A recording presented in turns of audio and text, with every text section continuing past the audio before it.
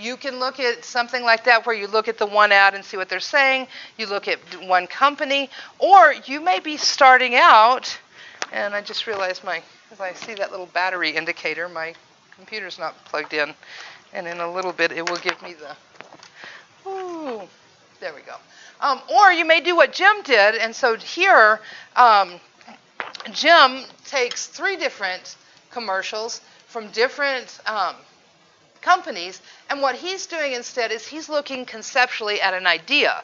So he's looking at, it's called A Look Between the Lines, the Appearance of Women in Advertising. So that's what he's looking at. He says, okay, look, I see this a lot, and you could think about, like I said last time, hillbillies, southerners, bikers, men, women, children, teachers, whatever, boxers, cops, whatever, people who wear hoodies.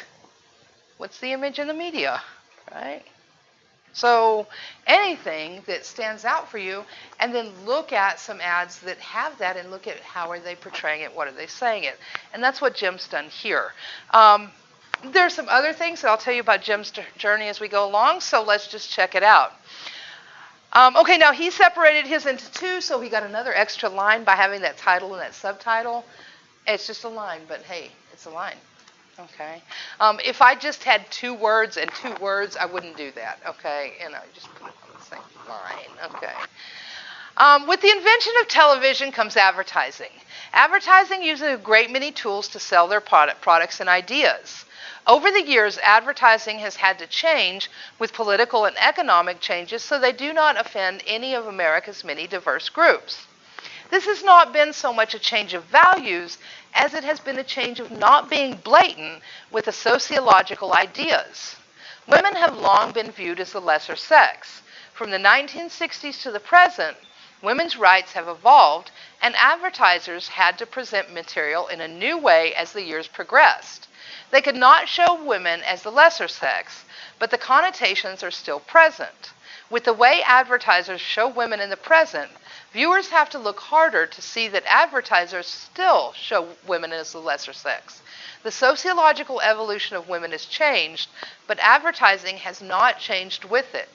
The movement from overt sexism to more veiled sexism becomes clear in a comparison of commercials over the last 50 years. So he's really saying, look, they can say that they're more like, women are equal, but if we look closely, it's not really what they're saying between the lines. And you can apply this to, like I said, any group.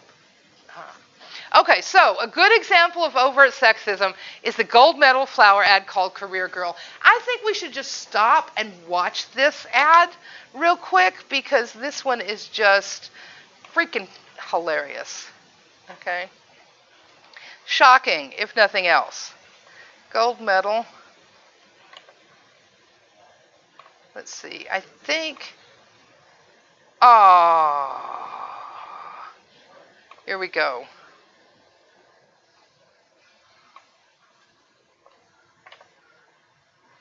Yeah, search Google. It's this one, I do believe. So see, you put up the link to where you watched it, doesn't mean it's not somewhere else, right? Okay. I didn't hear any sound. If you're a city slicker like Ann Foster, you come from Waterloo, Iowa. You learned fast and wanted to read your newspaper in half, to order Danish on sweet rolls, to almost like cardboard coffee. But this you do hold on to. Every woman needs to be herself at times. Your answer? Baking. Baking good, baking often with gold medal flour. And I guess they don't mean baking. Strange oven, also true. But you feel about gold medal the way most women do.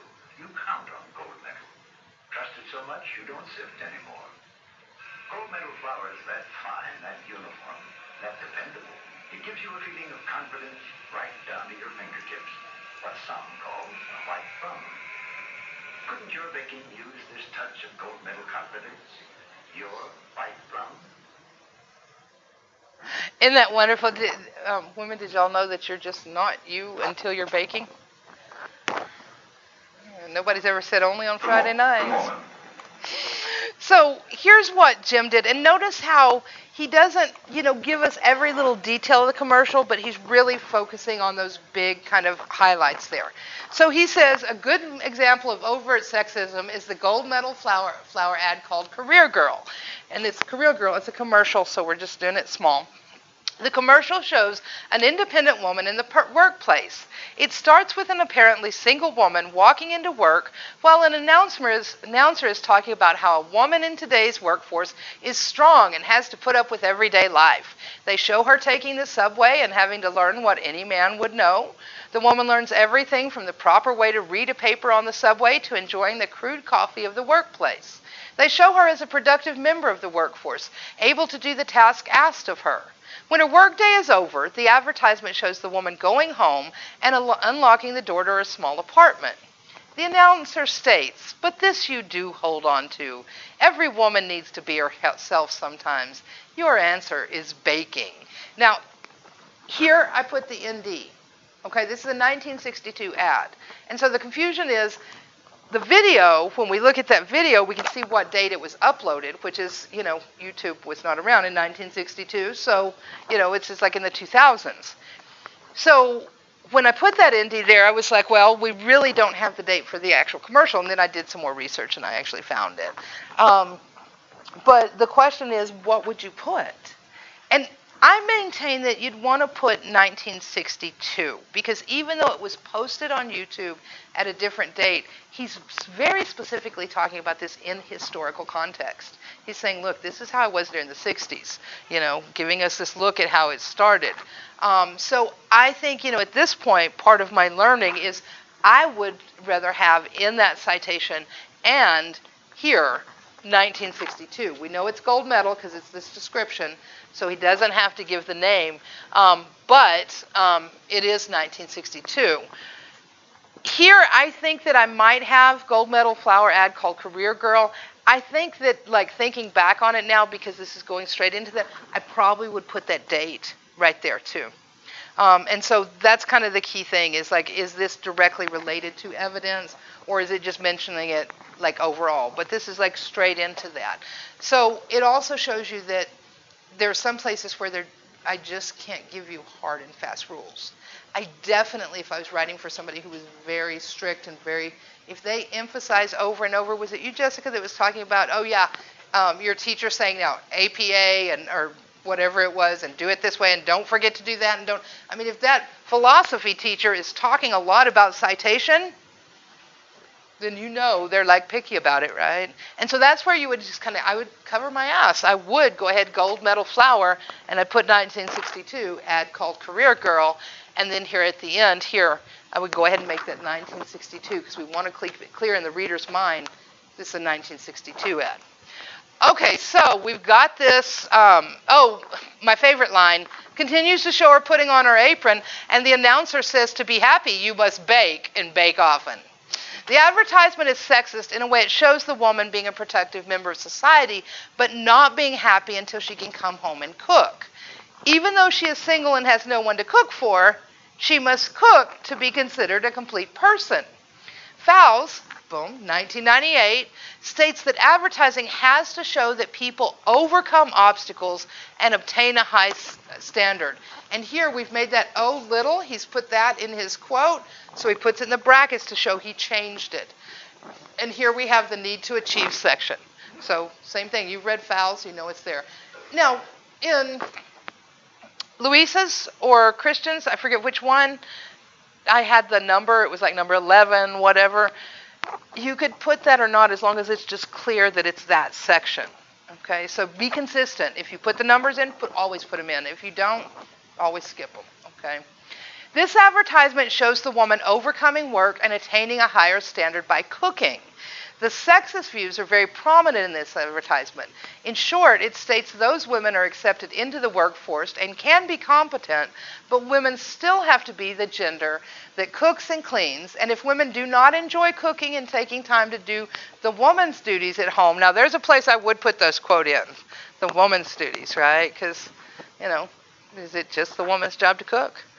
I know. What did I say? My son's cooking dinner tonight. Oh, stop the presses. Don't know. Cook dinner. Dude.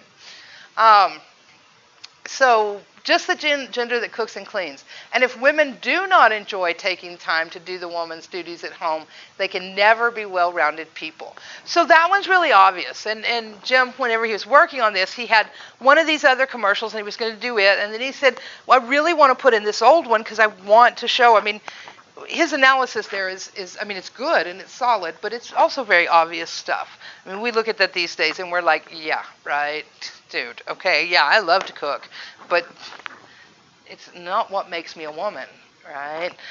So he said, but I really want to use it for contrast so that we can, because his idea was more he looked at it was that it's still there, it's just here it's obvious and there it's not. So it did work better for him to show that, how obvious it was. And now he moves on. In an advertisement created about 30 years later, Oldsmobile anti-sexism commercial, boom, 1995. Oh, 1995, that is, notice the quote marks here? That is the name of this video on YouTube. That's the whole name of it. It says Oldsmobile anti-sexism 1995. So we put that title in just the way they do, okay?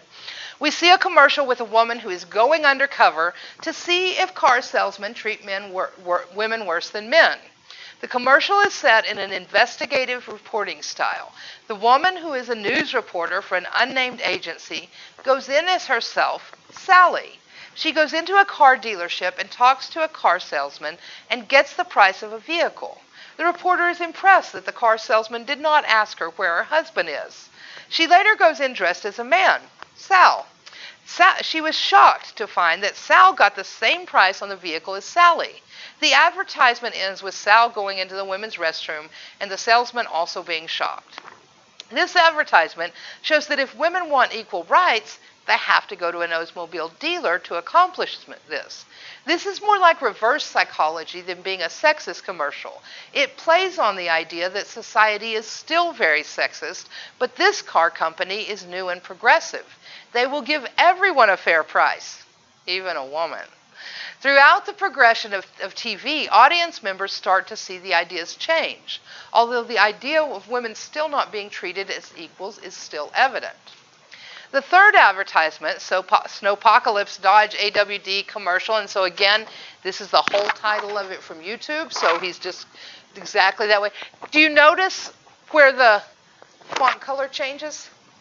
That's black, that's light gray, fix your font. That was my bad because, again, I went through and re-edited these and turned these into APA, so we're not just going to assume James did this, okay? So I'll take the credit there. But fix those things. They do distract readers, and you don't want them moving out of your... Have you ever been in a movie that you're really bored with, and all of a sudden you're like... Or you notice something that is like, that's kind of wrong, and then all you can think about is how wrong it is? You know, your teacher comes in, she got lettuce in her grill? That's like all you're going to be able to think of, right? You're going to be like, dude, hey, lady, yeah. Those kinds of distractions move us away from the message. So even things like that. Okay, this ad starts off with a camera shot of a street. Cars are slowly driving by, and there are palm trees in the background, creating the scene and sensation of a warm climate. Strangely, everyone is wearing coats. The camera zooms in on a man talking on a cell phone wearing a heavy overcoat. The man in the overcoat slowly turns around and looks into the sky. Looking up, the man sees a light dusting of snowflakes falling to the earth. The camera zooms in on the man's face where viewers see the calmness turn into an over-exaggerated panic. This is where all hell breaks loose. Panic is in the streets. Once calm and docile, people are now running around like looters. Men are stealing jackets and supplies from the local hardware store, and old women are dumping canned goods into a shopping cart. As the snow begins to fall heavier, cars begin to spin out of control. They are being driven by men. Then men frantically get out of the cars and run away, unable to handle the situation. It looks like a scene from an apocalypse movie. Then a car that stands alone drives by itself with no sense of urgency. As the camera focuses on the driver of this car, we see a woman in total control with not a care in the world, and looking on at the strange circumstances unfolding in front of the audience. This shows the audience that anyone can be a competent driver in bad weather, even women, if they own a Dodge AWD. Although subtle, viewers can see how the advertisement company views women. Men are unable to handle any of the conditions that make themselves evident in the storyline.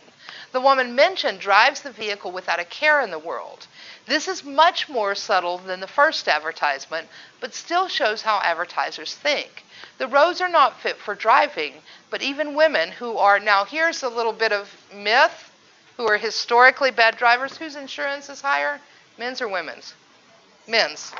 Okay. Guys, as you get older, it'll get lower. Okay. But that's based on actuary tables. That's based on who has more accidents. Okay. Is it because men are the driver more often? I don't know. Is it because men get distracted? I don't know. Go ask those insurance people. They'll be able to tell you. They do research on this. So I'm just standing up for us women folk drivers. All right, here we go. So, he could definitely change that. But even women who have been seen as historically bad drivers can surpass men if only they have a Dodge AWD. Owning a Dodge AWD will make women superior drivers to men. And the thing is he's right. When you look at that commercial, like all of the other drivers are men, and the only one is this woman. Again, they cast, they choose, they're paying money to do this, they're writing this script. They're choosing who should this be. So somewhere in there, that is going on. These suggestive commercials show the way that society often sees women. Equal rights for women have progressed greatly from the 1960s. Although restrained, the way advertisers show women still implies they think women are the lesser sex, and careful viewers can see the subtle progression of that idea all over the media. Davis, boom, 1992, states, "We unconsciously transcend the age of communication and stop blindly accepting the myths of the image culture." I think instead of states, the better word would be argues, or argues that we should unconsciously transcend that. And then there's that, so why does this matter section. As a society, we have to be increasingly vigilant with the ideas brought into our homes. It's no longer the 1960s. Viewers need to realize that the ideas of advertisers are not the ones society would like to call their own, and recognize the messages written between the lines. These subtle forms of stereotyping go beyond gender and are often indirect, so indirect we don't notice them consciously. However, with multiple streams of media creating images of what people should be like based on gender, race, ethnicity, and any other kind of difference, we are susceptible to falling into those roles, but more dangerously, dealing with others based on the stereotypes we've subconsciously taken in. And I think that works really, he pulls it all together really nicely. So he started with I think he started with this last ad. And then he said, I really want to show the difference with the other one. And then he came to me, and this is when I was saying, look, it has to be at least 3.5 to 4 pages long. And I thought about bumping it up again this semester, but say thank you, Kelly. 3 pages, okay. And he said, I need a little more, and I've got this other ad. Could I stick it in too? And I'm like, sure. We talked about it and everything. And so that middle one, which I think is, that's the thing. If you're going to add something else to make it longer, a different ad or something, yes, sometimes we do that. We get stuck, and we're like, he has all these good words, and then, he's like, I need more. So, yes, it was a good idea, but don't just stick it in and just describe it and just kind of drop it. Don't leave it unconnected. And that's the key thing. And make sure you've got analysis in there. So just more ads are not better, because if it's all description, again, I'll be like, good description. Get a check mark on that part of the rubric, right? On that part of the grade sheet. And then there'll be the sad little X on the other part where there's the analysis. And I'll be like, oh, tears. Right? So, but he put that other one in because he said, I like this one because it is that kind of, oh, we're not sexist. It's society that is. So it's really acknowledging that even in the 90s with that one, that's still out there. So it makes you just got to make sure it makes logical sense and you're doing that discussion. And then, of course, he has his Davis and Dodge and Fowles and Gold Medal and the Oldsmobile one. So he had 3. So he has 3 commercials he has to cite and then 2 sources. So he's going to have 5 sources there. Okay? And so that's an example of how you can say, hey, let me take this idea that I see out there in the media and let me find some ads that give me a picture of that and talk about them. So any of those ways are good ways to approach it. And with the idea thing, you can look at, you look at the fouls, any of those things we've read so far, and if you looked at those and say, yeah, I see that a lot, then you might want to start with the idea, the theory, more than the specific ads. Cool beans? Does that help give you an idea of what it should look like? And I mean, that's the real thing. That's why I'm going to bring up for this one, I am going to do a whole lot of bring up samples, look at samples, you're reading them too. And just remember, think about what are they doing with structure? How are they getting those quotes in there? How are they relating those? And how are they doing that analysis? Because this is the kind of thing that we don't talk like this every day. I don't talk like that, do I? Not all the time. Maybe if I'm in front of the president or some shit like that. I don't know, Like if being in front of a committee, people I don't know very well. But other than that, this formal academic language is not a language we speak. It's one we write. Once in a while, we might speak in it some. But it does take, just like studying any language, we need to hear it, to see it, all of that. This is the kind of stuff, read these samples out loud. It will, really, because it is that foreign language of academic writing. It will help you get that feeling for that flow of it. And especially right before you're going to write your draft, your essay, read at least one of them out loud. And whatever it is, if you're working on that philosophy essay or history or whatever, if nothing else, if you don't have a sample essay, then, which there is a sample history essay in the CMS, the Chicago part of the citation. So there you go, there's a good one.